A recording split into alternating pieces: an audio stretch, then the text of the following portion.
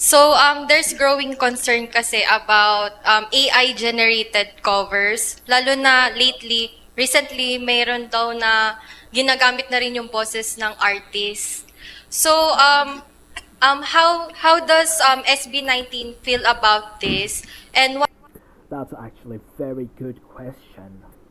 what measures do you think should be taken to protect artist identities?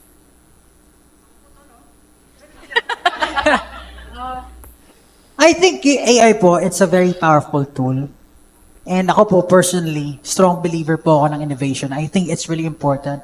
But siguro po not at the expense of yung ninanakaw na yung identity ng mga artists, yung creative rights.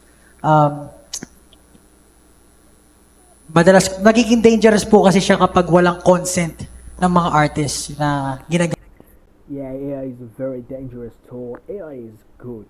I'm not gonna lie, AI is good. But at the same time, you have to take the advantage of AI.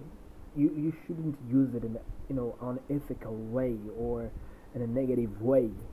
Gamit yung mga gawa nila, and for sure yung mga artists yan, from ground up binuo nila kung sino sila, talagang pinaghirapan nila yung mga nilalabas nila and kung paano sila nabuo as a person. So for these softwares or companies to use it without their consent, I think it's very unethical and I think it should be illegal.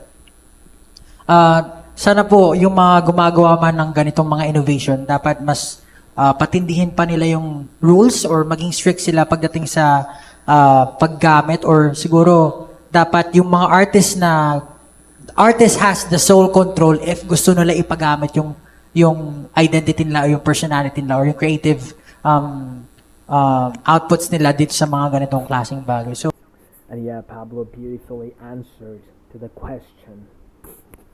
yun, personally, pero naniniwala po kami, innovation is very important. Kailangan lang ma-regulate na maayos and maprotektahan yung mga artists na talaga naghihirap sa ganitong klaseng art.